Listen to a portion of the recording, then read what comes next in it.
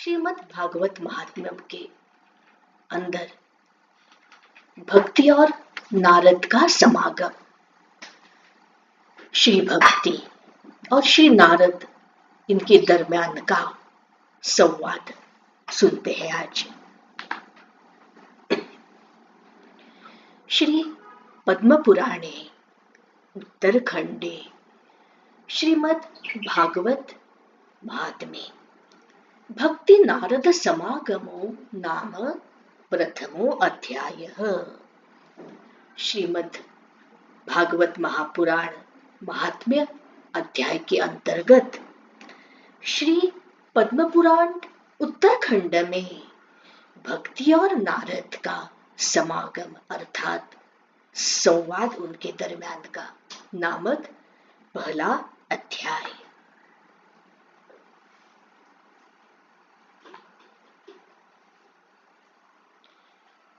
शौनक उवाच। महर्षि शौनक ऋषि पूछते हैं, प्रश्न करते हैं। लोक विग्रह मुक्तस्य नारदस्य स्थिरस्य च विधिषवे कुतः प्रीतिः संयोगः कुत्र तैः सह।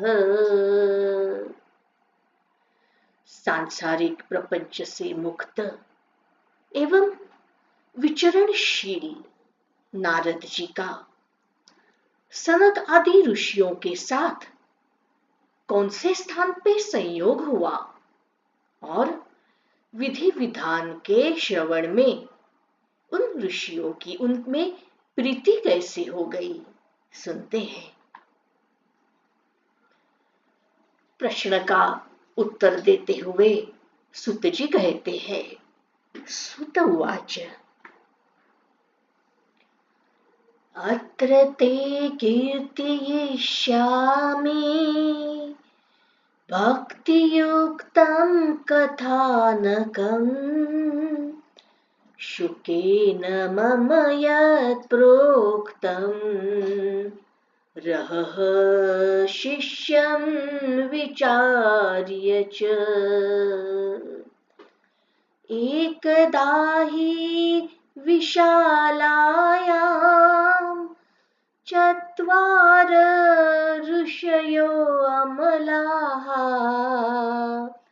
सत्संगार्थं समायाता ददृशुस्तत्र नारदम्। सुत जी ने उत्तर देते हुए कहा, सुनिए, अब मैं तुम्हें वह भक्तिपूर्ण कथानक सुनाता हूँ जो श्री शुकदेव जी ने मुझे अपना अनन्य शिष्य जानकर, अनन्य शिष्य मानकर एकांत में सुनाया था। एक दिन स्थान विशालपुरी में वे चारों निर्मल पवित्र ऋषि सनत कुमार सत्संग के लिए आए। वहां पे उन्होंने नारद जी को देखा। कुमारः उचुः। सनत कुमार कहते हैं, कथं ब्रह्मं दीनमुखं कुतश्चिन्तातुरो भवान् त्वरितं गम्यते कुत्र कुतश्चागमनं तव। इदानीं शून्यचित्तोऽसि गतवित्तो यथा जनः तवेदं मुक्तसङ्गस्य न उचितं वद कारणम्। हे ब्रह्मन, आपका मुखमंडल उदास क्यों देख रहा है? आपके मुख पर ये उदासी की छटा क्यों है? आप चिंतातुर कैसे हो गए? क्यों चिंतातुर है आप? और इस प्रकार इतनी जल्दी जल्दी, इतने वेग से आप कहाँ जा रहे हैं?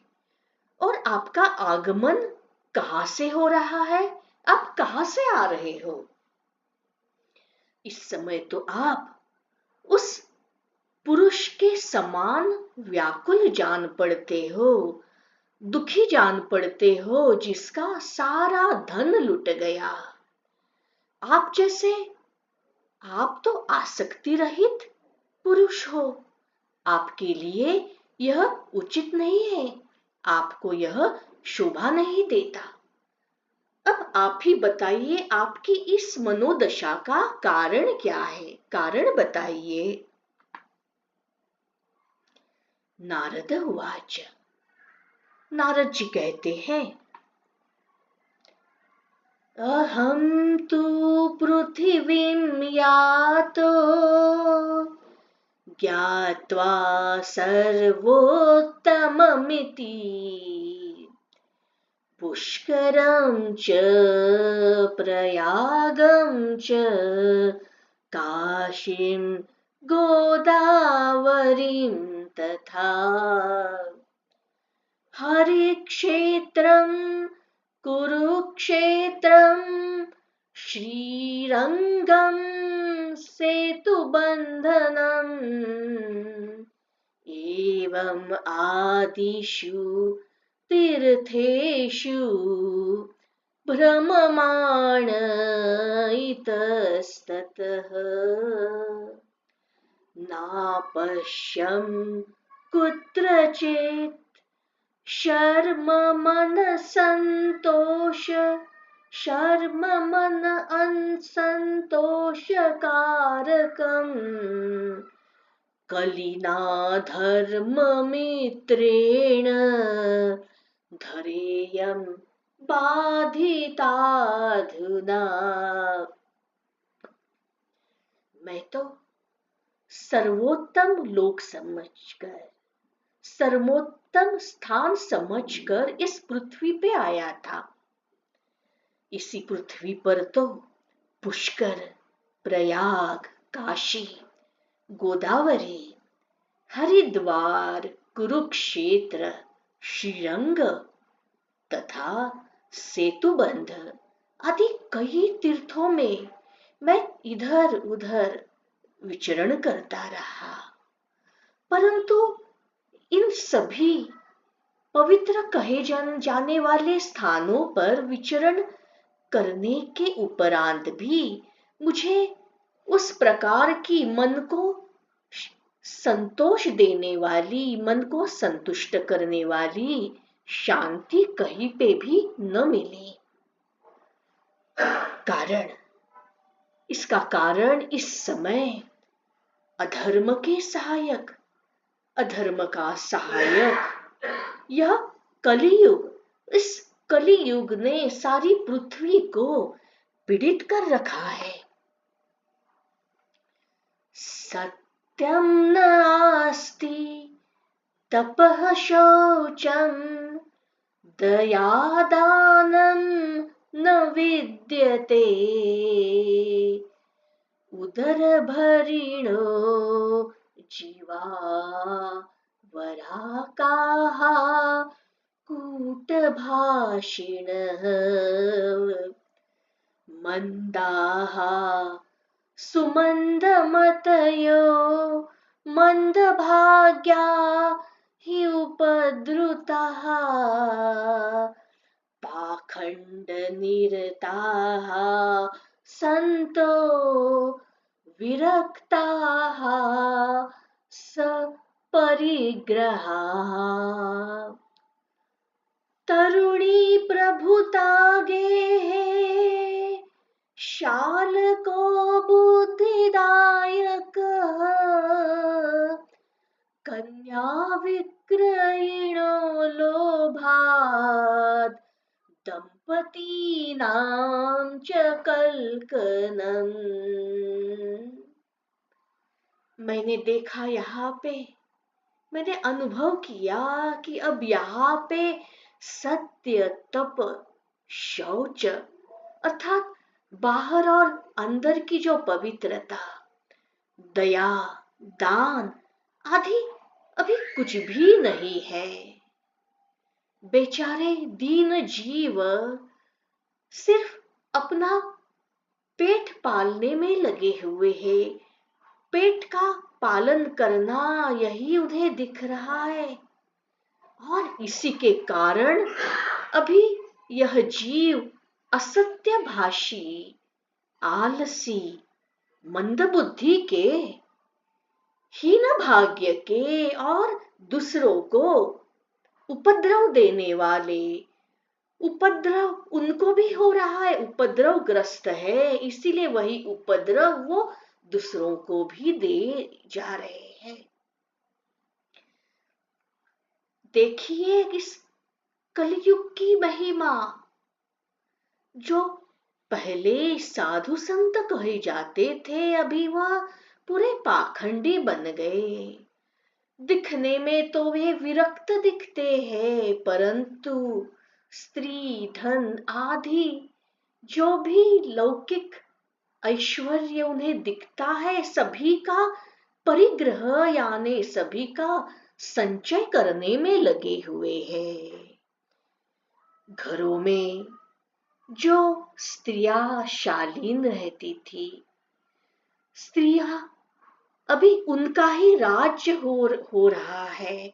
स्त्रियों में अहंकार आने लगा है और उनके जो बंधु हैं वह सलाहकार बने हुए हैं। वह न जाने कौन सी सलाह उनके भाई लोग, भ्राता लोग अपने बहनों को कौन सी सलाह दे रहे हैं। सभी जगह पतन दिख रहा है। लोभ ही लोभ सबके मन में छाया है। अभी तो लोग अपनी कन्याओं का भी विक्रय करने लगे हैं। कन्याओं का विक्रय यानी उन्हीं के ऊपर धन संचय करने लगे हैं। बेचना व्यापार शुरू हुआ है। स्त्री पुरुषों में जो पहले प्रेम और बंधु भाव और जो मित्रत्व की भावना रहती थी, अभी वो भावना भी नहीं। स्त्री पुरुषों में अभी कलह मच रहा है। ऐसी है इस युग की यह अवस्था। आश्रमायवनैरुद्धाः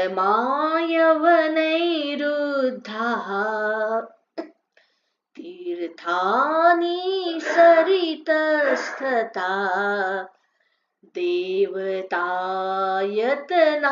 अन्यत्र दुष्टैः नष्टानि भूरिश न योगी नैव सिद्धो वा न ज्ञानी सत्क्रियो नरः कलिदावानलेनाद्य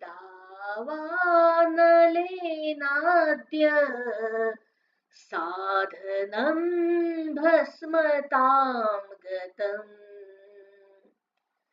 महात्माओं के जो आश्रम हुआ करते थे, तीर्थ स्थान और नदियां, ये जो पवित्र नदियां, ये जो पवित्र स्थान है, अभी इनके ऊपर यवनों का अधिकार हो गया है। उन दुष्टों ने बहुत से देवालय भी नष्ट कर दिए हैं। अब इस समय यहाँ पे न कोई योगी है, न कोई सिद्ध है, न कोई ज्ञानी है, न कोई सत्कर्म करने वाला ही है। सारे साधन, सारे सत्साधन इस समय कलिरूप दावानल अर्थात जो अरण्य में अग्नि तैयार हो जाती है, दावानल से जलकर भस्म हो गए। अट्टशूला जनपदाः शिवशूला द्विजातयः कामिन्यः शशुलिन्यः सम्भवन्ति कलौ इह।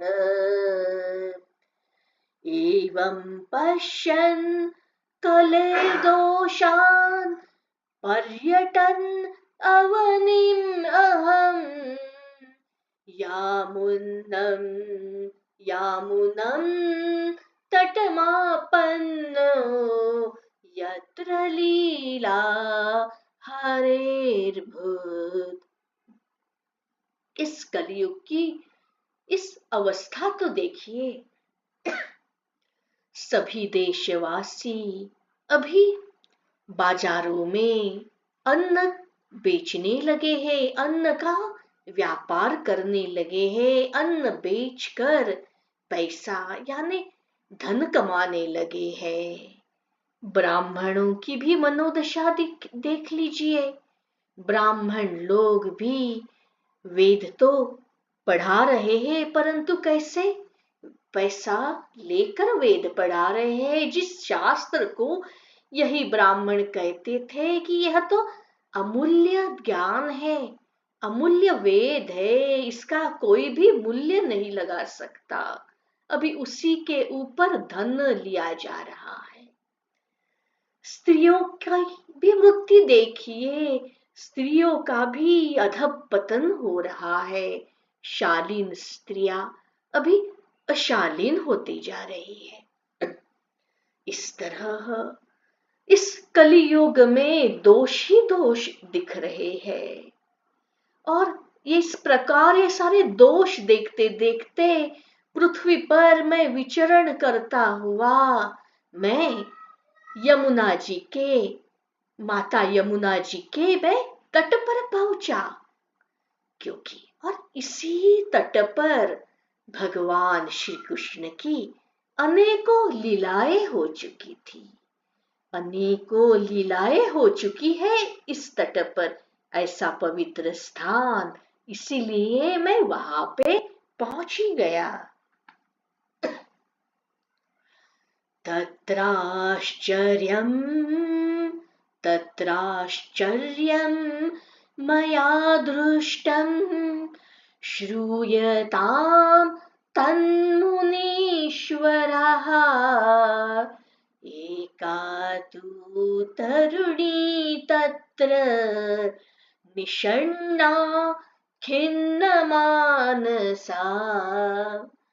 वृद्धौ द्वौ पतितौ पार्श्वे निःश्वसन्तौ अचेतनौ शुश्रूषन्ति प्रबोधन्ति रुदती च तयोः पुरः। मुनिवरों, हे कुमारों, अब सुनिए, अब आगे क्या हो गया।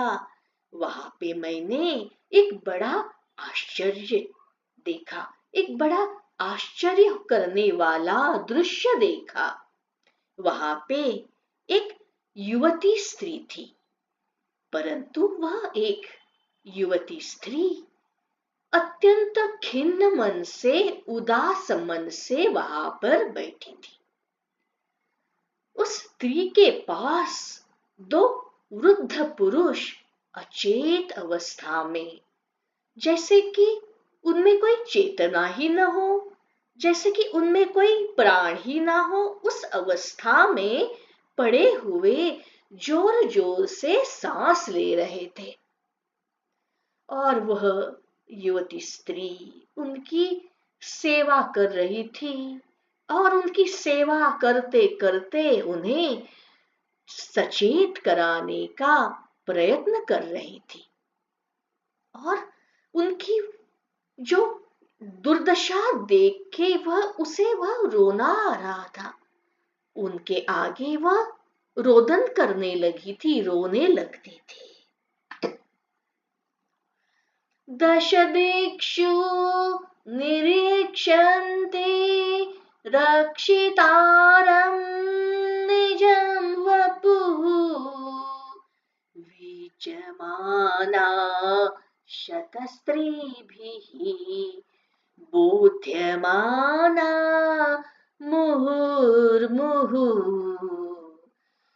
दृष्ट्वा दुराद्गतः सोऽहं कौतुकेन तदन्तिकम् मा दृष्ट्वा चोत्थिता बाला विह्वला चा अब्रवीद्वचः।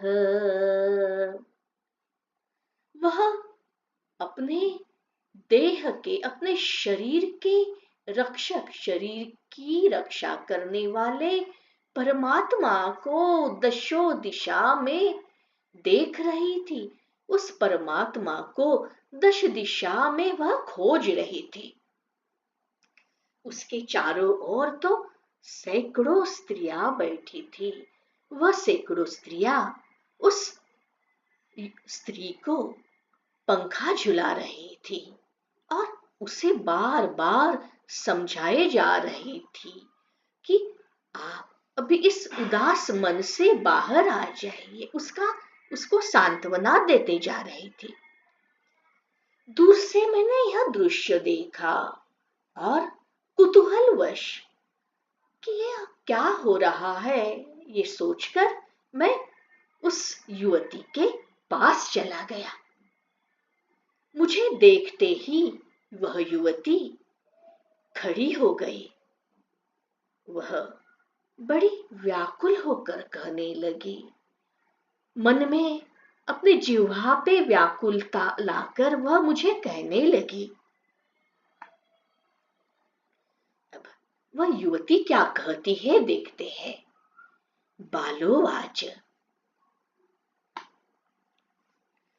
भो भोः साधो क्षणं तिष्ठ मञ्चितामपि नाशय दर्शनं तव लोकस्य सर्वथा गहरं परम् बहुधा तव वाक्येन दुःख शान्तिर्भविष्यति यदा भाग्यं भवेद् भूरि भवतो दर्शनं तदा। अजी महात्मा जी, क्षण भर ठहर तो जाइए। कहाँ जा रहे हैं आप इस वेग से? आप तो महात्मन हैं, तनिक मेरी चिंता को भी समझकर उसका भी तो नाश कर दीजिए। लग रहा है कि मैंने आपको पहचान लिया है। आपका दर्शन तो संसार के सर्व पापों का सर्वथा नष्ट कर देने वाला होता है। आपके वचनों से, आपके अमृत वचन अगर मेरे कर्णों के ऊपर आ जाते हैं तो उन्हें सुनते ही उस दुख की अवस्था में भी मुझे थोड़ी बहुत शांति मिल जाएगी। मनुष्य का जब अहोभाग्य, बड़ा भाग्य, सौभाग्य होता है ना, तभी तो आपके दर्शन हुआ करते हैं महात्मा जी। बालिका के, युवती के इस प्रकार कहने के उपरांत नारद जी कहते हैं, नारद उवाच कासी त्वं कौ इमौ चेमानार्यः काः पद्मलोचनाः वद देवी सविस्तारम् स्वस्य दुःखस्य कारणम्। तब नारद जी कहते हैं कि मैंने उस स्त्री से पूछा, हे देवी तुम कौन हो और ये दोनों पुरुष तुम्हारे क्या होते हैं? तुम्हारे इनके साथ क्या संबंध है? और तुम्हारे भवताल ये जो दश दिशाओं में ये जो कमल नयनी देवियां है, ये देवियां भी कौन है? यह क्या हो रहा है, ये आप हमें विस्तार से बताइए और आपके दुख का कारण भी बताइए कि आप क्यों दुखी हो। बालोवाच, युवती ने उत्तर दिया, अहम भक्ति इति ख्याता इमौ मे तनयौ मतौ ज्ञान वैराग्य नामानौ काल योगेन जर्जरौ गंगाद्या स्मरितश्चेमा मत्सेवार्थं समागतः तथापि न च मे श्रेयः सेवितायाः सुरैरपि। मेरा नाम भक्ति है, भक्ति नाम से ही मेरी प्रसिद्धि है, मैं ख्यात हूँ। ज्ञान और वैराग्य नामक ये मेरे दो पुत्र है, परंतु समय की दशा भी देखिए, समय की गति भी देखिए, समय के फेर से ये ऐसे जर्जर हो गए हैं और वृद्ध जान पड़ रहे हैं। और ये जो देवियां है, यह गंगा जी, यमुना जी आदि नदियां है। यह सब देवियां मेरी सेवा करने के लिए, मेरी सांत्वना करने के लिए यहाँ पे आए हैं।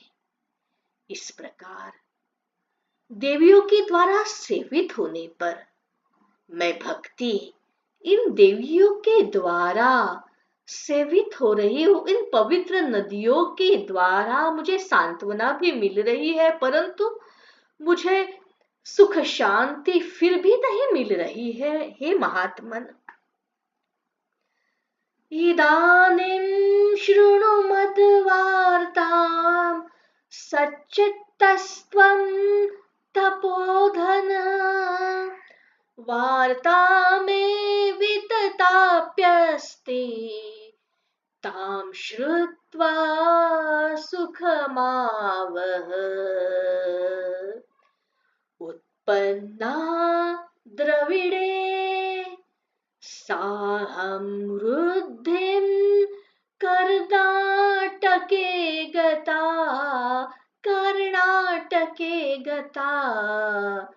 क्वचित् क्वचित् महाराष्ट्रे गुर्जरे जीर्णतां गता।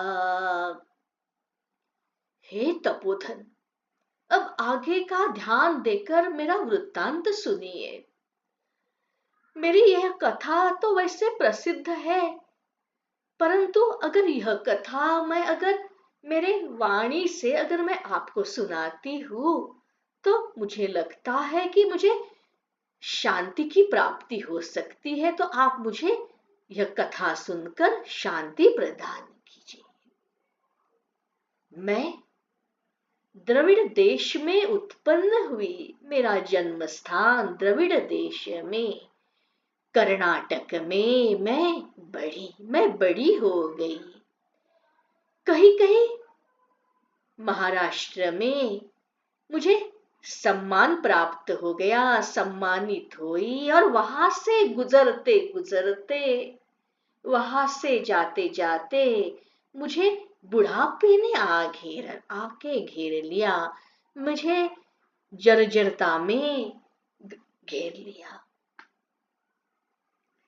तत्र घोर कलेर्योगात् पाखंडैः खंडितांगका दुर्बला अहं चिरं याता पुत्राभ्यां सह मंदता वृंदावनं पुनः प्राप्य नवीनेव सुरूपिणी जाताहं युवती सम्यक् श्रेष्ठ रूपा तु सांप्रतम।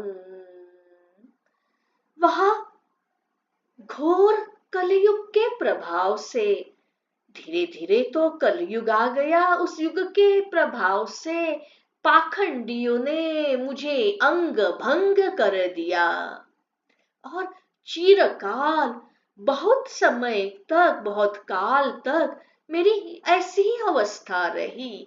और यह अवस्था में रहने के कारण मैं ही नहीं, मैं अपने पुत्रों के साथ, मेरे पुत्र भी दुर्बल और निस्तेज हो गए। परंतु जब से मैं वृंदावन आ गई, वृंदावन प्रभु का स्थान, जहां पे उस परम स्थान पे श्री भगवान ने अपनी श्री लीलाएं रची, मां के साथ में ऐसे स्थान पर आ गई मैं, तब से मैं भक्ति, परम प्रसिद्ध भक्ति, पुनः परम सुंदरी, रूपवती, सुरूपवती और नवयुवती हो गई हूं।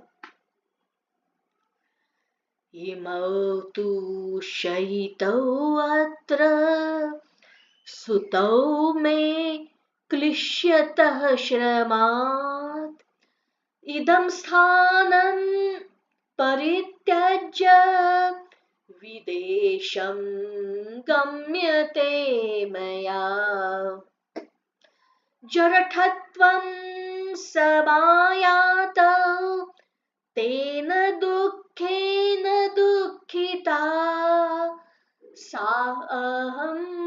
सहं तु तरुणी कस्मात् सुतौ वृद्धौ इमौ कुतः। मैं तो युवती हो गई, परम सुंदरी, किंतु ये सामने पड़े मेरे पुत्रों की तो दशा देखिए। ये दोनों मेरे पुत्र तो थके मांदे और दुखी, निर्बल दिख रहे हैं।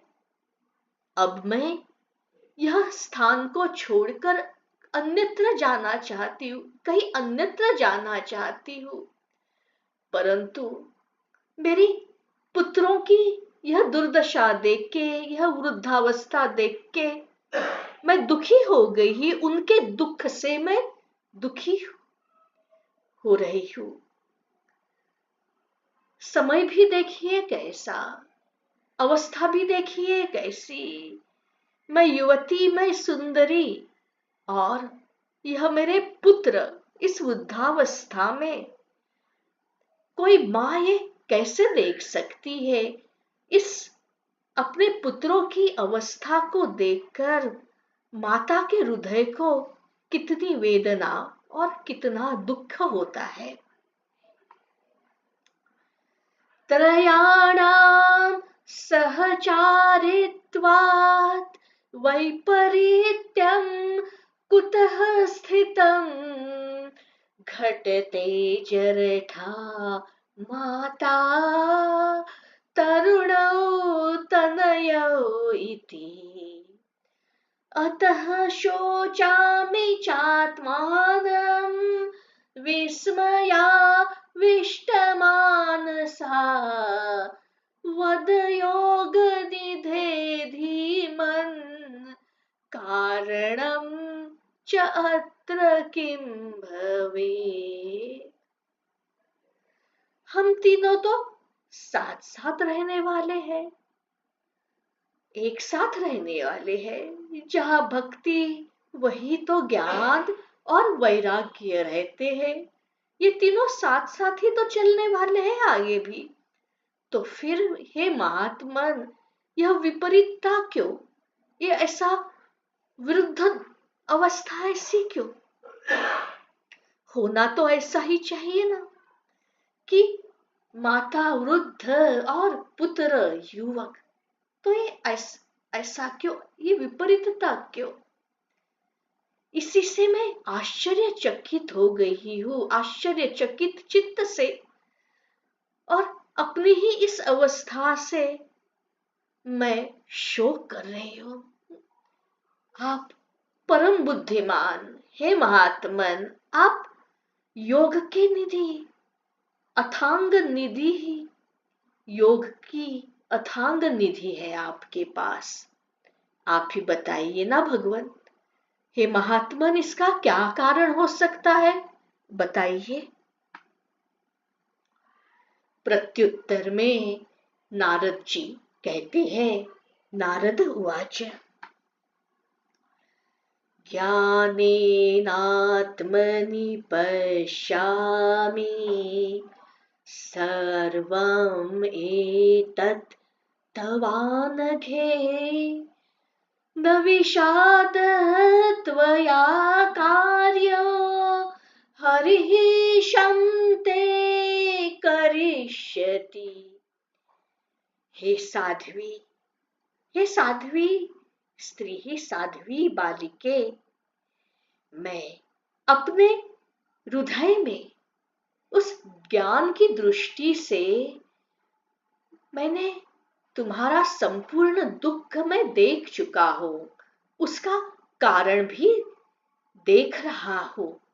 तो मुझे ऐसा लग रहा है कि तुम्हें इस स्थिति के ऊपर विषाद नहीं करना चाहिए, तुम्हें शोक नहीं करना चाहिए, क्योंकि इस अवस्था से तुम्हें श्री हरि ही आके उभारेंगे। श्री हरि ही, श्री भगवान ही तुम्हारा कल्याण करेंगे। आगे की कथा सुनाते सुनाते सुत जी कहते हैं, श्री सुत जी उवाच क्षणमात्रेण तज्ज्ञात्वा वाक्यमुचे मुनीश्वरः। मुनिवर नारद जी ने एक ही क्षण में उसका कारण, दुख का कारण जान लिया और आगे कहने लगे। नारद उवाच, श्री नारद भगवान कहते हैं, शृणुष्व वहिता बाले योगो अयं दारुणा कलिः तेन लुप्तः सदाचारो योगमार्गः तपांसि च जना अघासुरायन्ते शाठ्य दुष्कर्मकारिणः इह सन्तो विषिदन्ति प्रहृष्यन्ति हि असाधवः धत्ते धैर्यं तु यो धीमान् स धीरः पंडितो अथवा। हे बालिके, हे देवी, सावधान होकर सुनो, यह दारुण कलियुग है, यह भीषण कलियुग है। यह समय ही ऐसा, इस समय सदाचार, योग मार्ग और तप आदि सभी लुप्त हो गए हैं। लोग शठता, चौर्य कर्म, दुष्कर्म में लगकर अघासुर, असुर जैसे दूसरों को त्रास देने वाले बन रहे हैं। संसार में जहां भी देखो वही सत्पुरुष सज्जन लोग दुख से मलान है, दुख से उन्हें ग्लानि आ गई है, कष्ट हो रहे हैं दुख से। परंतु विपरीतता देखिए, दुष्ट सुखी हो रहे हैं। सुख की प्राप्ति तो जो लौकिक सुख है वह दुष्टों को हो रही है। इस समय जिस बुद्धिमान पुरुष का ऐसे विपरीत समय पे, ऐसे खड़तरता में, दुखी समय पे जिस बुद्धिमान पुरुष का, जिसके पास बुद्धि है, विवेक है, ज्ञान है, उस पुरुष का अगर धैर्य भी उसके साथ बंद रहता है, धैर्य से अगर वह काम लेता है, तो उसके जैसा ज्ञानी और पंडित कोई भी नहीं। वही बड़ा ज्ञानी, वही बड़ा पंडित। धैर्य से काम लीजिए। अस्पृश्यान् अवलोकेयं शेषभारकरीधरा वर्षे वर्षे क्रमाज्जाता मङ्गलं नापि दृश्यते। न त्वामपि सुतैः साकं कोऽपि पश्यति साम्प्रतम् उपेक्षिता अनुरागान्धै जर्जरत्वेन संस्थिता। पृथ्वी क्रमशः समय समय से वर्ष प्रति वर्ष जाते जाते अभी शेष महाराज को भी, शेष जी को भी अभी भार रूप होते जा रही है। अभी तक तो पृथ्वी का, माता पृथ्वी का तो वही भार अभी तक तो समाये लिए है, परंतु भी उनके लिए भी यह पृथ्वी जड़ होते जा रही है, भार रूप होते जा रही है। अब यह तो छूने योग्य, स्पर्श करने योग्य तो क्या, देखने योग्य भी नहीं रह गई। उसकी यह दशा हो गई माता की अपने। अब तो इसमें कहीं भी मंगल नहीं दिखाई दे रहा है, कभी भी कहाँ पे भी कल्याण नहीं दिखाई दे रहा है। अब किसी को पुत्रों के साथ तुम्हारा दर्शन भी नहीं हो रहा है। एक समय ऐसा था तो जहां भक्ति आती थी, मां भक्ति, वही ज्ञान और वही वैराग्य, साथ साथ में दोनों के दर्शन। अभी साथ में आप तीनों के एक साथ दर्शन भी नहीं हो रहे हैं। कारण जीवों का अभी विषयों के प्रति अनुराग बढ़ते जा रहा है। जीव अभी इस विषयों के अनुराग के कारण अंधे बने हुए हैं, बुद्धि से अंधे बने हुए जीव अभी इसीलिए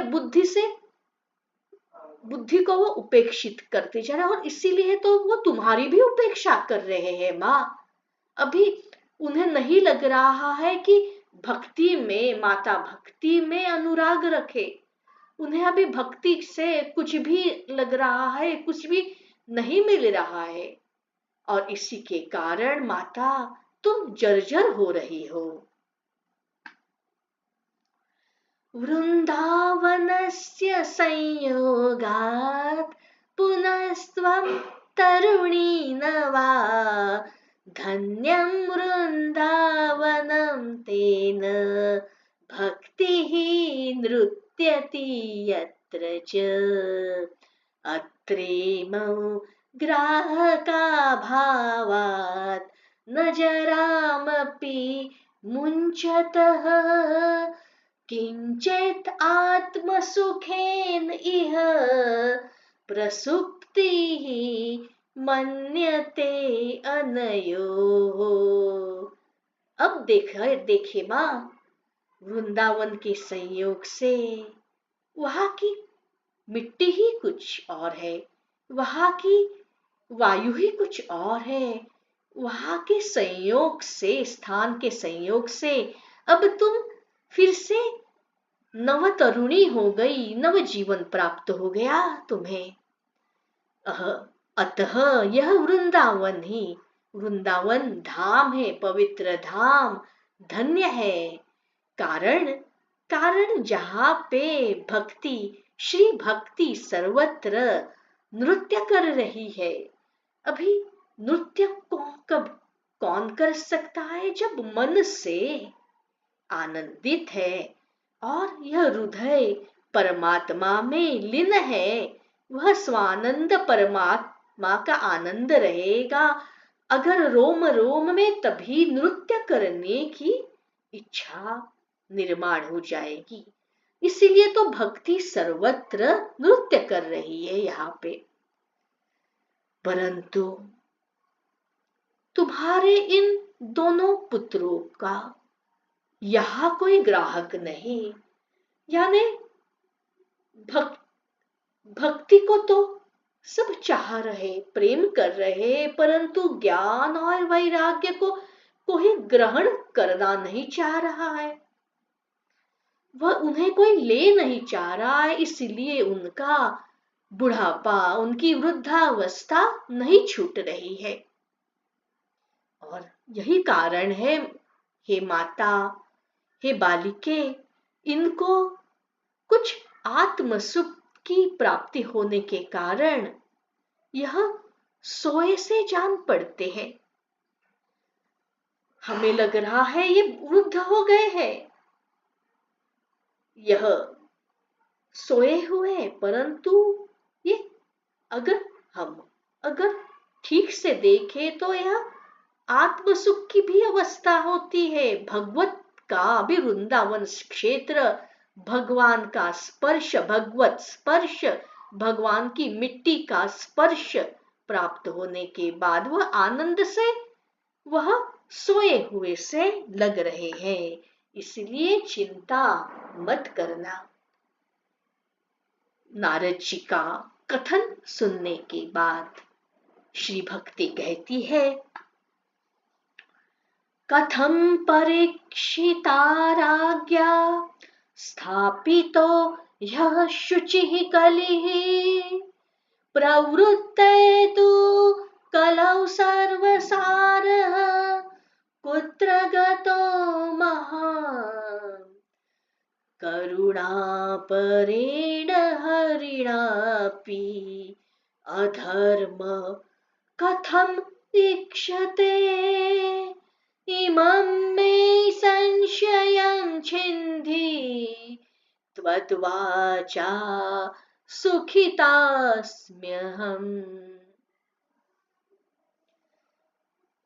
बालिका पूछ रही है, राजा परीक्षित, महाराजा परीक्षित ने अगर यह कलियुग इतना पापी है तो इस पापी कलियुग को यहाँ पे क्यों स्थान दिया, क्यों रहने दिया इसे यहाँ पे? क्योंकि इसके आते ही सब वस्तुओं का सार न जाने कहाँ चला गया, ऐसी अवस्था। करुणामय श्री हरि, वह तो हमेशा दया है करते हैं, करुणामय है, ऐसे श्री हरि से भी यह अधर्म उन्होंने कैसे देख लिया? किस प्रकार ये अधर्म देख रहे हैं वे? हे मुने, ये क्यों हो रहा है? मेरा संदेह, मेरी शंका आप दूर कीजिए। क्योंकि जैसे ही आपने कहना शुरू कर दिया, आपके अमृतमय वचनों से मुझे बड़ी शांति मिल रही है। नारद उवाच, नारद जी प्रत्युत्तर करते हैं, यदि पृष्टस्त्वया बाले प्रेमतः श्रवणं कुरु सर्वं वक्ष्यामि ते भद्रे कश्मलं ते गमिष्यति यदा मुकुन्दो भगवान् क्ष्मां त्यक्त्वा स्वपदं गतः तद् ईदरात् कलिरायातः सर्वसाधन बाधकः। हे बाले, अभी तुमने प्रश्न तो किया है तो प्रेम से सुनो।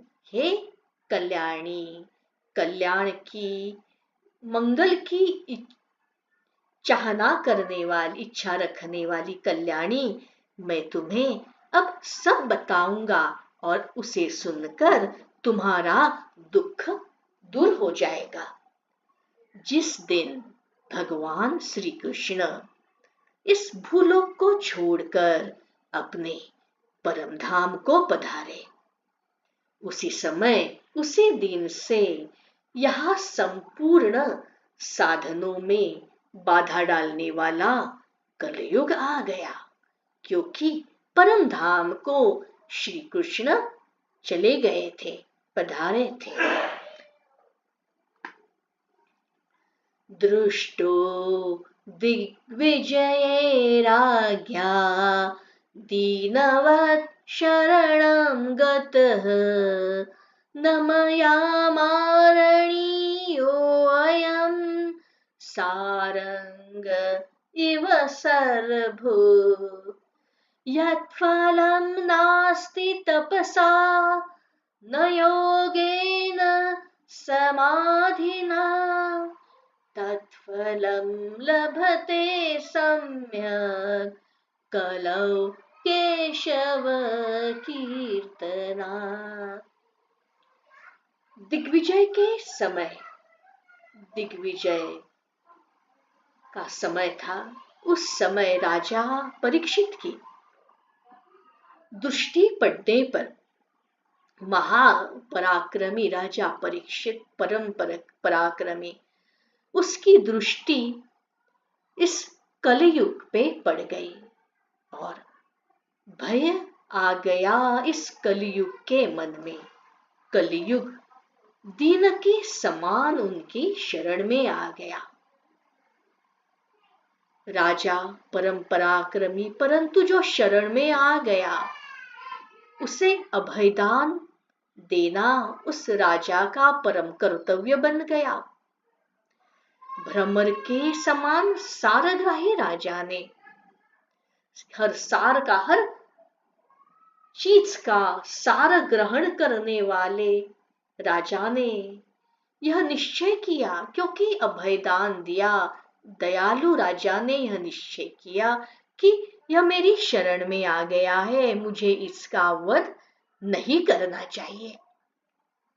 क्योंकि उन्होंने जान लिया था, अपनी दूरदृष्टि से उन्हें समझ में आया था कि क्योंकि जो फल तपस्या, योग एवं समाधि से भी नहीं मिलता है, परंतु इस कलयुग में यही फल केवल छोटी सी सिंपल, एकदम सरल फल श्री हरि कीर्तन से भी भली भांति मिल जाता है। तो इस कलयुग में भी वही फल जो सतयुग में, पहले के युगों में मिलता था, पर यह कलयुग में इन श्री हरि कीर्तन से भली भांति मिल सकता है। तो इसे क्यों नष्ट किया जाए, उसे यहाँ पे क्यों न रहने दिया जाए। उस प्रकार इधर यहाँ के जीवों का भी कल्याण और इस युग का भी कल्याण हो जाएगा। एकाकारं कलिं दृष्ट्वा सारवत्सारनीरसं विष्णुरातः स्थापयित्वान् कलिजानां सुखाय च कुकर्माचरणात् सारः सर्वतो निर्गतो अधुना पदार्थाः संस्थिता भूमौ बीजहीनास्तुषा यथा। इस प्रकार सारहीन होने पर भी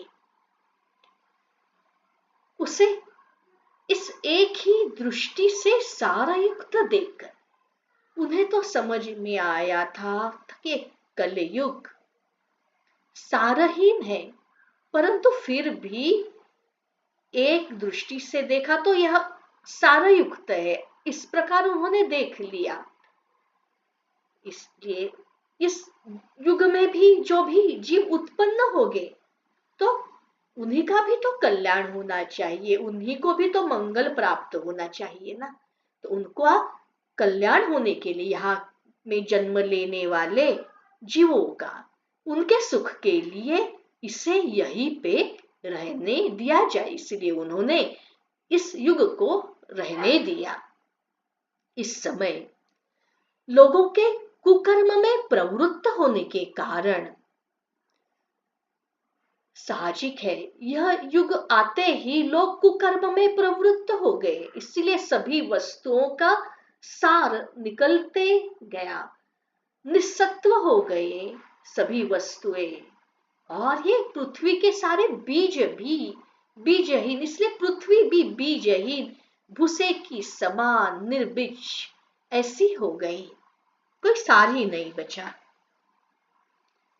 विप्रैर्भागवती वार्ता गेहे गेहे जने जने कारिता कर्णलोभेन कथा सारस्ततो गतः अत्युग्रभूरिकर्माणो नास्तिकारौरवाजनाः ते अपि तिष्ठन्ति तीर्थेषु तीर्थसारस्ततो गतः। अभी देखिए कलयुग के ब्राह्मण कैसे, ब्राह्मण केवल अन्न धन आदि के लोभ में लोभवश होकर घर घर एवं जाके एवं जन जन में भागवत की कथा सुनाने लगे, क्योंकि वह कथा तो सुनाते हैं, सुना रहे हैं, परंतु भागवत की कथा, श्री भागवत की कथा, परंतु धन ले रहे हैं, अन्न ले रहे हैं, इसलिए उस कथा का भी सार चला गया। तीर्थों की अवस्था देखिए, तीर्थ स्थान, पवित्र स्थान, अत्यंत घोर अघोर कर्म करने वाले, भीषण कर्म करने वाले नास्तिक और नारकी पुरुष भी वहां पे रहने लगे हैं तीर्थ स्थानों पे, इसीलिए तीर्थों का भी प्रभाव जाते जा रहा है तीर्थों का प्रभाव। काम क्रोध महालोभ तृष्णा व्याकुल चेतस ते अपि तिष्ठन्ति तपसि तपः सारस्ततो गतः मनसश्चाजयात् लोभात् दम्भात् पाखण्ड संश्रयात् शास्त्रात् अभ्यसनाच्चैव ध्यान योग फलं गतम्। जिनका चित्त निरंतर काम क्रोध महान लोभ और तृष्णा से तप रहा है, तपता रहा है, वे भी ये सब दुर्गुण अंदर रखते हुए भी तपस्या का ढोंग रचा रहे, ढोंग कर रहे हैं, इसलिए तप का भी सार निकल गया। मन पर काबू नहीं, मन पर किसी का अंकुश नहीं, मन पर काबू न होने के कारण, संयम न होने के कारण लोभ दंभ और पाखंड का आश्रय ले लिया मन ने। तो यह जो दुर्गुण है, मन पर संयम नहीं है, लोभ दंभ पाखंड, इसलिए इसके साथ में अगर शास्त्र का अभ्यास कर रहे हैं तो शास्त्र का और ध्यान योग का जो फल मिलने वाला था उसका भी सार चल गया, ध्यान योग का फल मिट गया। पंडितास्तु कलत्रेण रमन्ते महिषाइव पुत्रस्योत्पादने दक्षा अदक्षा मुक्ति साधने न हि वैष्णवता कुत्र संप्रदाय पुरःसरा एवं प्रलयतां प्राप्तो वस्तु सारः स्थले स्थले। पंडितों की दशा देखिए, पंडितों का अधःपतन हो गया है, केवल उत्पादन में ही उनकी रुचि बढ़ते जा रही है। अभी स्त्रियों को, अपनी पत्नियों को एक रमणी की भांति देख रहे हैं। मुक्ति साधन में सर्वथा पहले जो पंडित मुक्ति के इच्छा करते थे, जो मुमुक्ष थे, अभी मुक्ति साधनों में अभी वह सर्वथा अकुशल हो गए। संप्रदाय के अनुसार प्राप्त हुई वैष्णवता, संप्रदायों के अनुसार जो वैष्णवता, वैष्णव की, विष्णु की जो भक्ति, उसके वजह से जो गुण आते थे, वैष्णवता, हमारे जो व्यक्तित्व में वैष्णवता आती थी, वह भी कहीं कहीं दिखाई नहीं देती। इस प्रकार जगह जगह सभी वस्तुओं का सार लुप्त हो गया, नष्ट हो गया। अयं तु युग धर्मो हि वर्तते कस्य दूषणम् अतस्तु पुंडरीकाक्षः सहते निकटे स्थित। यह तो इस युग का स्वभाव ही है, इसमें किसी का भी दोष नहीं है। हमें किसी को दोषी नहीं मानना चाहिए, क्योंकि युग का ही वह स्वभाव है। ना ही इस युग को भी हमें दोषी नहीं मानना चाहिए। इसी से इस पुंडरीकाक्ष भगवान, श्री भगवान, परम भगवान जब बहुत समीप रहते हुए भी तो यह सब सह रहे हैं। देखिए, भगवान पुंडरीकाक्ष भगवान ये सब देख रहे, समीप है ये सबके, और फिर भी वो न जाने क्या कुछ नहीं कर सकते, फिर भी वह ये सब सह रहे हैं। तो हम कौन होते हैं? हम कौन होते हैं किसी के ऊपर दोषारोपण करने के लिए? कथा को आगे बढ़ाते बढ़ाते सुत जी कहते हैं, सुत उवाच इति तद्वचनं श्रुत्वा विस्मयं परमं गता भक्तिरुचे वचो भूयः श्रूयतां तच्च शौनक। हे शौनक जी, इस प्रकार देवर्षि नारद के वचन सुनकर माता भक्ति को बड़ा आश्चर्य हुआ। फिर उसने जो कुछ कहा, अब उसे आप सुनिए।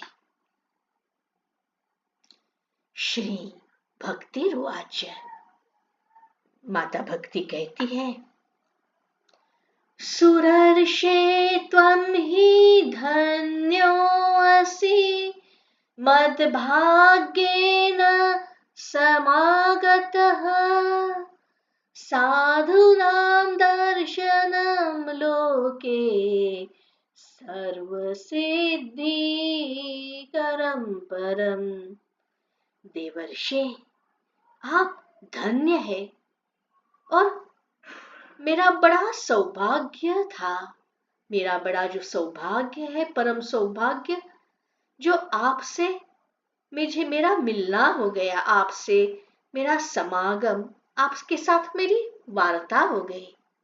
संसार में, इस संसार में साधुओं का दर्शन बड़ा दुर्लभ, और समस्त सिद्धियों का यही परम कारण है। साधुओं का दर्शन होना ही वह हमें समस्त सिद्धियों का मार्ग खुलवाता है, समस्त सिद्धियों के मार्ग पर हमें लेके जाता है वह मार्ग। जयति जयति माया यस्य कायाधवस्तते वचन रचनमेकं केवलं चाकलय्य ध्रुवपदमपि यातु यत्कृपातो ध्रुवोऽयं सकल कुशल पात्रं ब्रह्मपुत्रं नतास्मि, ब्रह्मपुत्रं नतास्मि।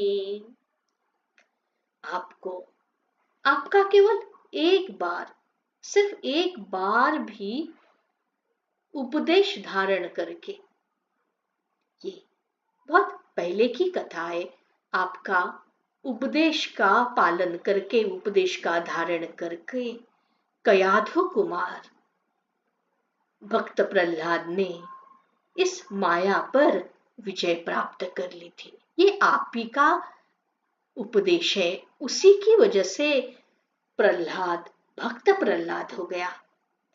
ध्रुव भी आपकी कृपा से ध्रुव भी भक्त ध्रुव हो गया।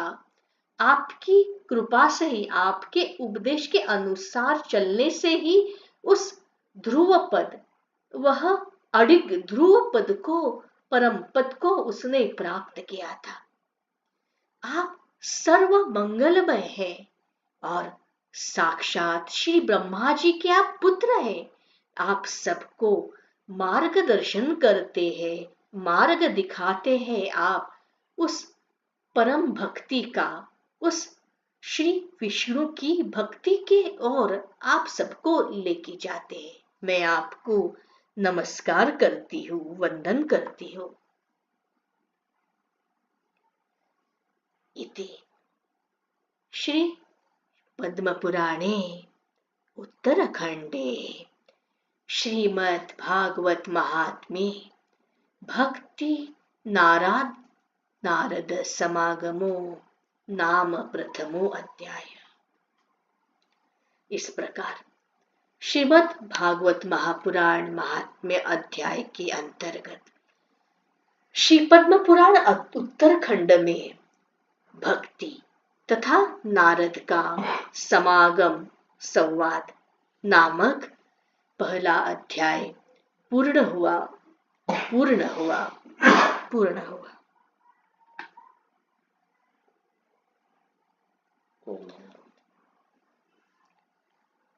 तस्मै श्री गुरुवे नमः। तस्मै श्री गुरुवे नमः। तस्मै श्री गुरुवे नमः।